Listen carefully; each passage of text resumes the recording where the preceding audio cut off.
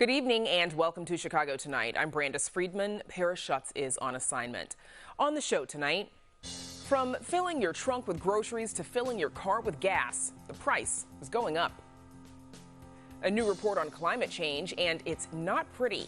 We share the highlights and guidelines on how you can make a positive impact. What genealogists can learn from just released U.S. Census records from 1950.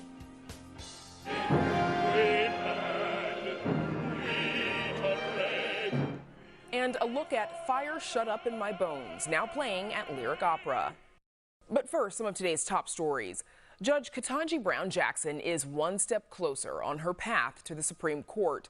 The Senate Judiciary Committee voted on her nomination earlier today. Here's a quick look at what both parties had to say.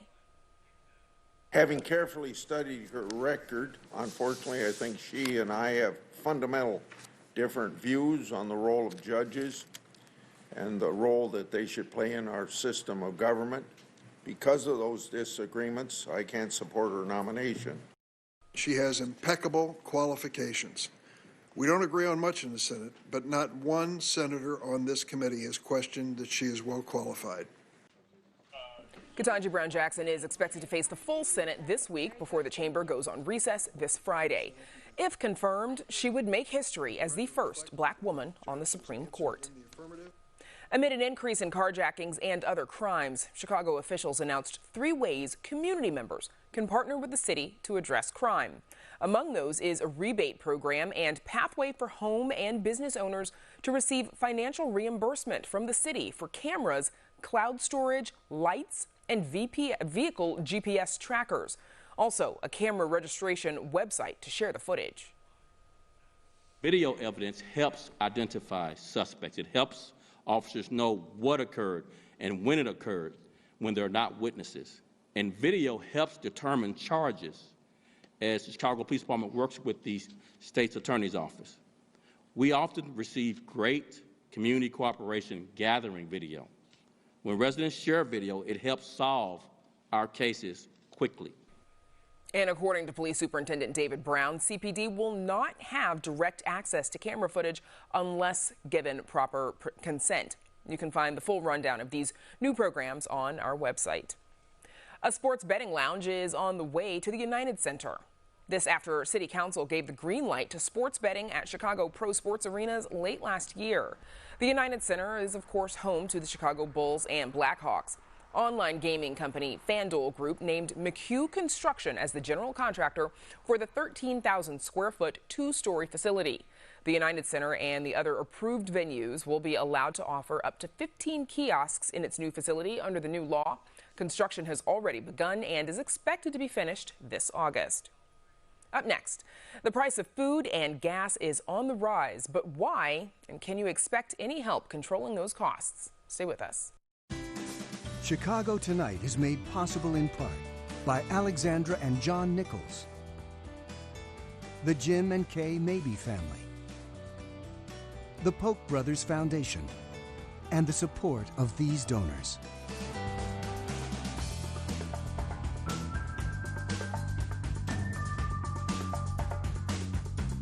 Anyone who's been to the grocery store lately knows the cost of food, meat especially, is going up. Last year, shoppers paid roughly 6% more for their groceries than the year before. Beef is now some 20% more expensive than it was, leading to massive profits for some manufacturers. The White House and Congress are beginning to take note. So joining us now to give us their take are Nikhil Mehta, a corporate attorney with Smith Amundsen with experience in business and antitrust law, and Claire Kellaway, food program manager for Fair Food and Farming Systems at the Open Markets Institute, an anti-monopoly think tank. And we should note that we did reach out to a number of organizations representing the food industry, but none were able to join us. Claire Kellaway, thanks to the two of you for joining us. But Claire, let's start with you, please. How much have food prices gone up? Are they across the board or something in particular? Yeah, so as you mentioned, there's been some generalized food price increases at about 6% above general inflation. But it really is in the meat, dairy, eggs sector that we see the largest increases. The 20% beef price increase you mentioned Pork also up 14% compared to a year ago, and chicken up 7%. This is really where the largest price increases have been. Why meat in particular? Why is that so much more expensive? Yeah, I mean, certainly the industry does face some genuine supply chain disruptions. We all saw how plants were closing at the beginning of the pandemic, how labor costs have been up, even random things like supply chains being disrupted by the weather. But this is also a highly concentrated industry. The top four beef companies control about 85% of the industry, the top four pork companies about 2/3, and the top four chicken companies around 55%. And so that gives all these companies a lot of market power. Nikhil Mehta, of course, America is a capitalist country. How do you distinguish between just very healthy profits and potential price gouging? Yeah, it's a great question. I think what it comes down to, a lot of the price gouging items that are being watched are handled by states on a state-by-state basis. And when you look at state laws, the state price gouging laws are looking at a certain formula which takes into account, general healthy supply and demand figures. And then you want to look at how far above and beyond the supply and demand normal cost increases that come with supply and demand changes. A lot of states will use a percentage test, somewhere from 15 to 25% increases beyond the standard market price. Some states use an excessive or unconscionable test. So it's really looking at that. Each state is a little different, and it's handled on a state-by-state basis. But you really want to look at how far beyond the normal market price when taking into account supply and demand factors. So then, I guess, who is responsible for going about pursuing that if local or federal government even suspects that gouging is what's happening? Yeah, so traditionally it's the state governments that do that. There's state laws in, I want to say 48, 49 states right now.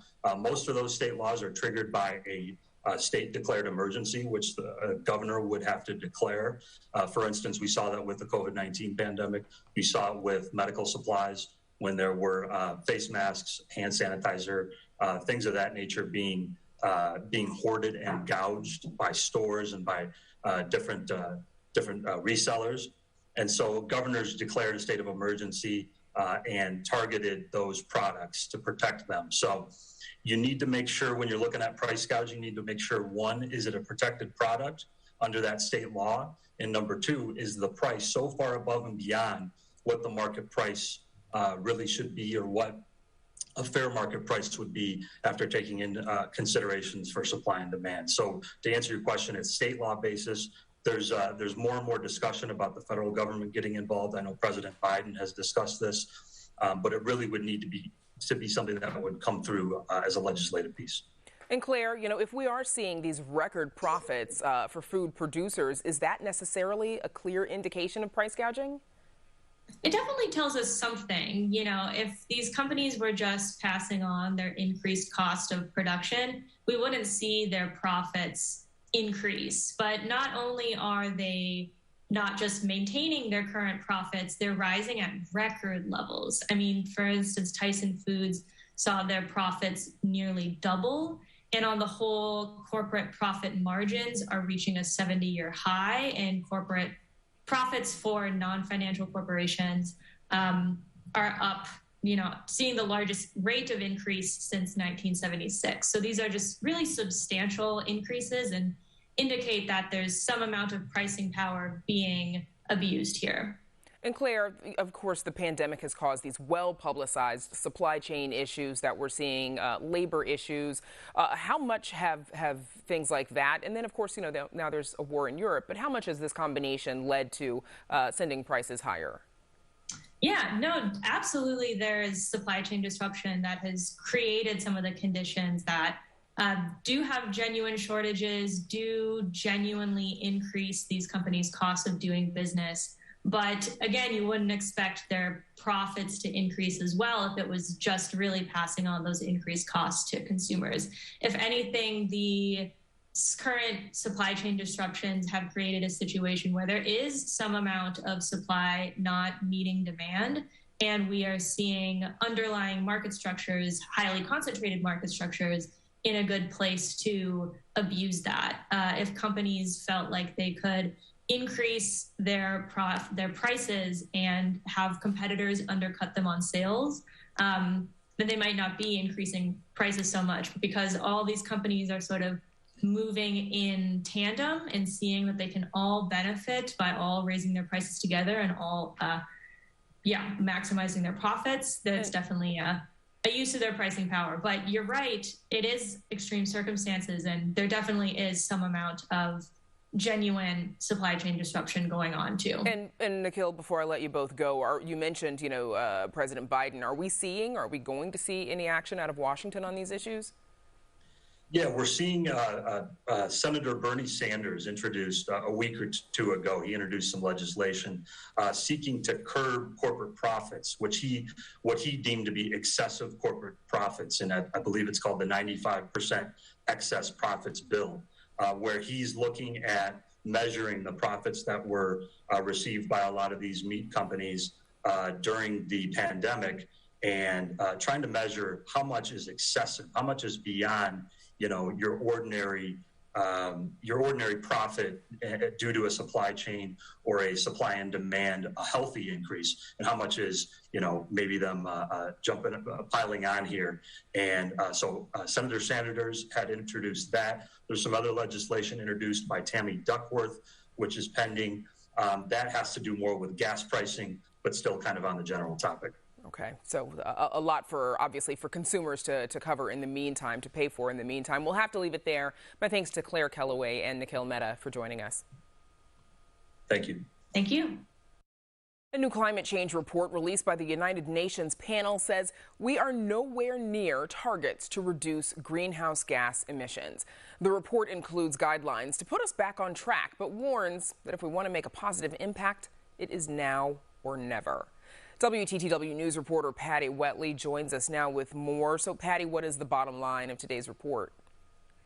The bottom line is we are not acting fast enough, and we're not reducing greenhouse gas emissions nearly steeply enough. In fact, we've added in the last year, and we need to be moving the needle in the other direction, or this 1.5 degrees Celsius sort of threshold that scientists have pointed to is going to quickly be out of our grasp. That's the bottom line from this report. And that 1.5 degrees Celsius is, of course, the temperature, the increase in temperature that we can't allow. So what are some of the mitigations that the report recommends we put in place?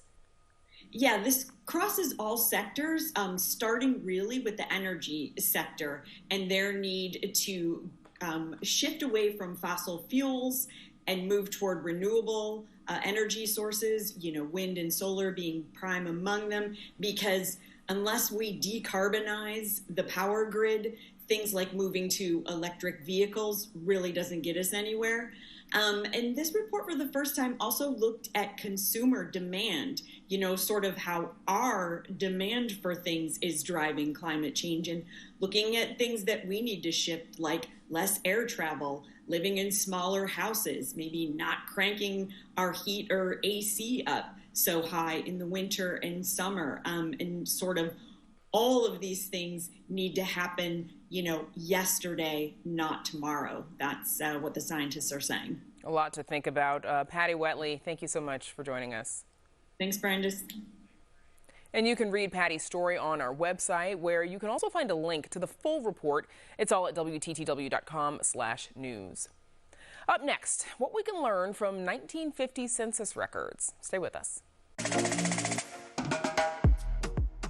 Certainly we can celebrate, but we also have to recognize what so many people have gone through because of racism and what people continue to go through.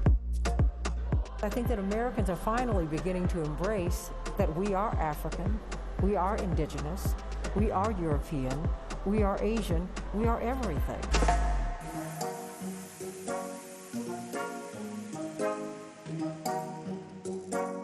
It's been an exciting time if you're a genealogist. Last week, the U.S. National Archives released U.S. Census records from 1950, granting public access to files that documented more than 150 million people, the areas they lived, the jobs they had, and much more. The Illinois State Genealogical Society's Spring Journal details how the census was conducted and offers advice to family researchers on how to use this data.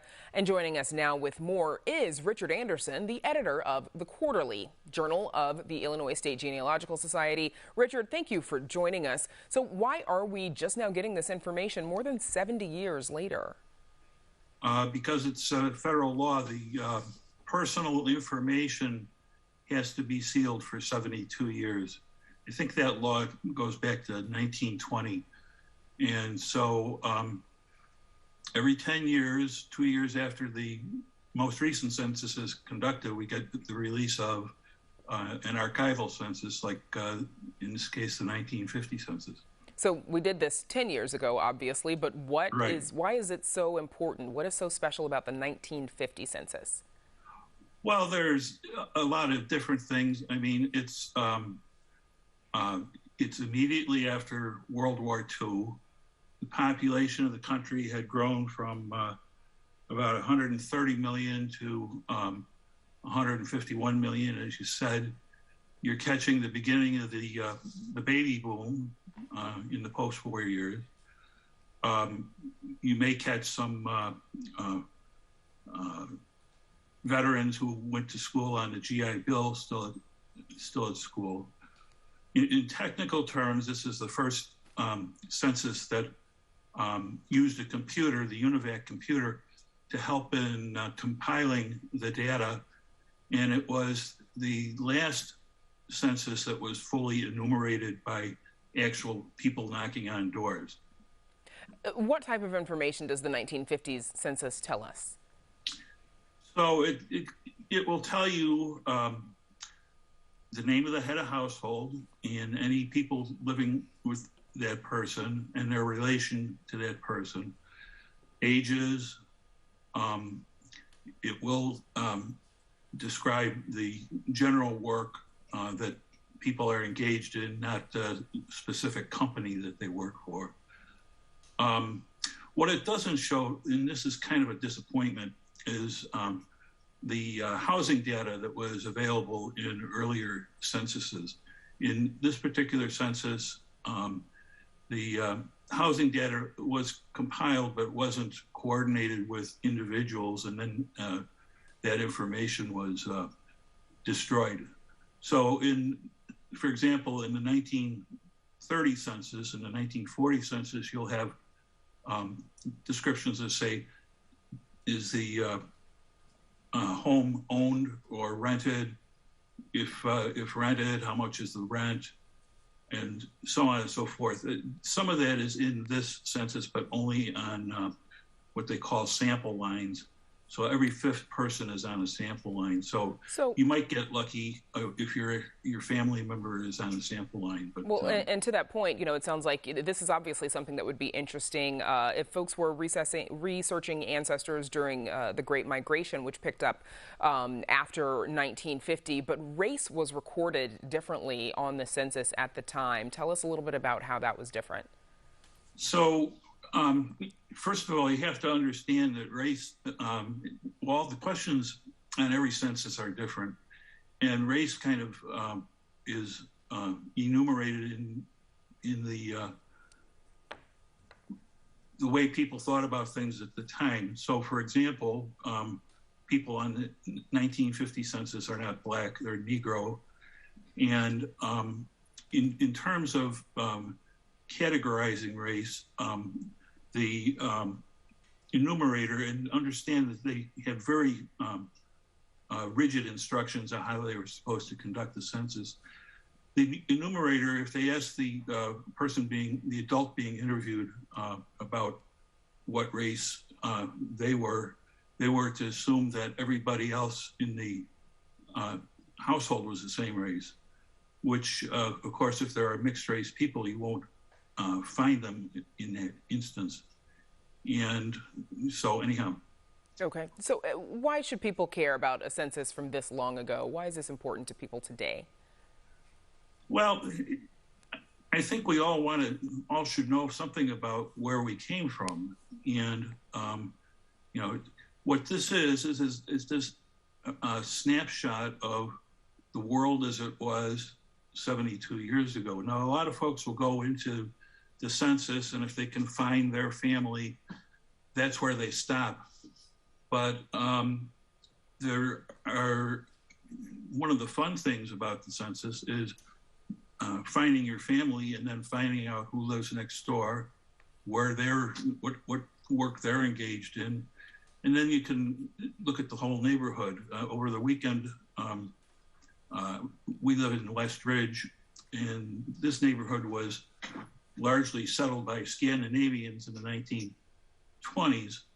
So but then it became, after World War II, it became very heavily Jewish.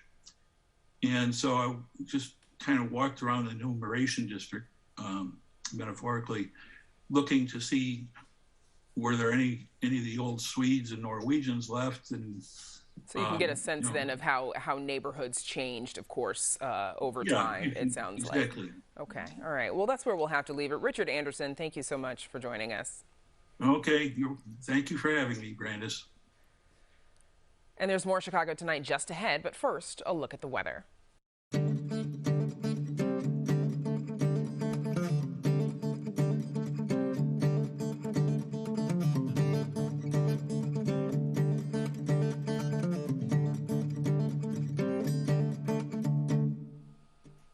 Lyric Opera of Chicago is debuting a powerful story of hurt and healing. It's based on a memoir by longtime New York Times columnist Charles M. Blow. Composed by Terrence Blanchard, the story explores how Blow works to heal from traumatic incidents of abuse in his childhood. Arts correspondent Angel Edo sat down with the Grammy Award-winning jazz artist and composer, who shares how he hopes this production will serve as a catalyst for more Black stories in opera.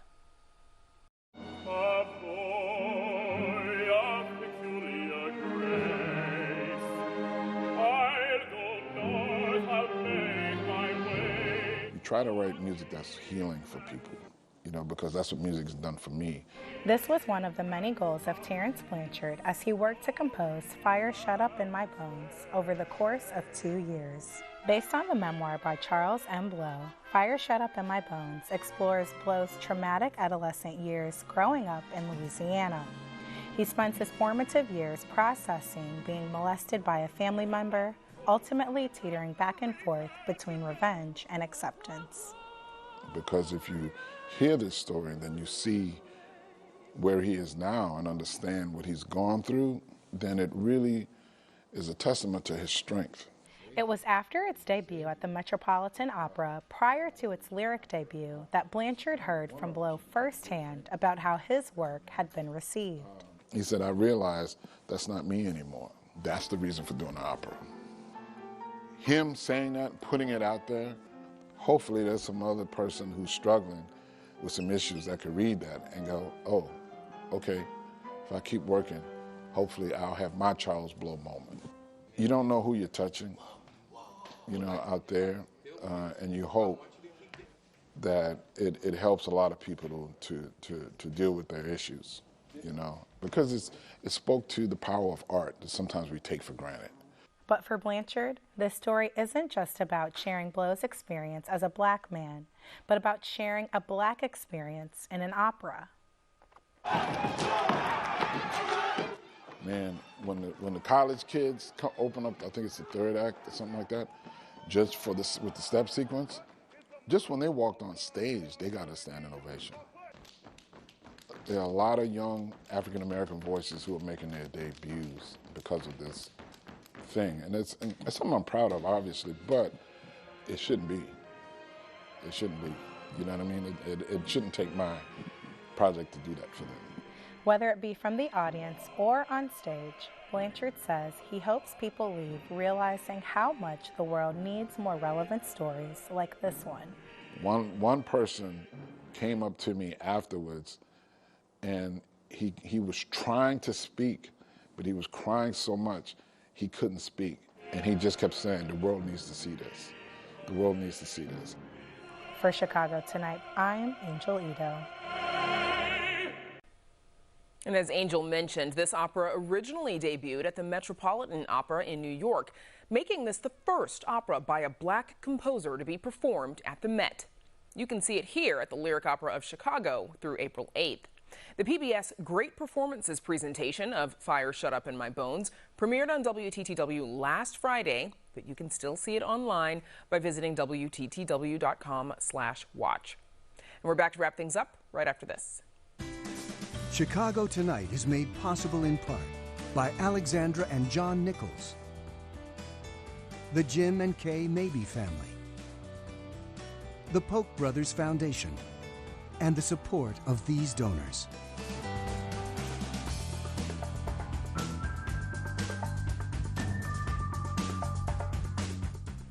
And that's our show for this Monday night. Don't forget to stay connected with us by signing up for our daily briefing. And you can get Chicago Tonight streamed on Facebook, YouTube, and our website, WTTW.com/news. You can also get the show via podcast and the PBS video app. And please join us tomorrow night live at 7. Now, for all of us here at Chicago Tonight, I'm Brandis Friedman. Thanks for watching. Stay healthy and safe, and have a good night.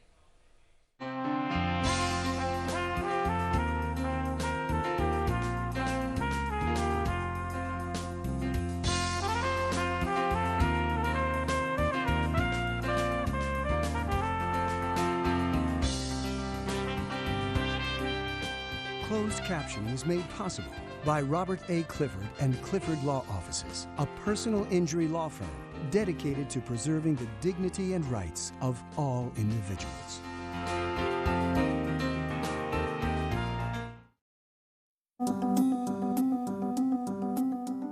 The American identity begins when Benjamin Franklin knit the colonies together. Franklin is endlessly interesting. Printer, scientist, revolutionary. The things that he spoke of had a certain amount of power. He really was an American genius. Tonight, WTT. Next time on Jay's Chicago, the top competitive storyteller in Chicago tells about life as an undocumented immigrant. Old negatives found in an attic offer clues to the surprising story of this little girl. A Chicago artist wants to light up the world with color. And without a doubt, the cutest story to ever appear on this program. Thursday at 8:30, WTTW. Chicago, the Mecca, the hub of gospel activity. This is a very serious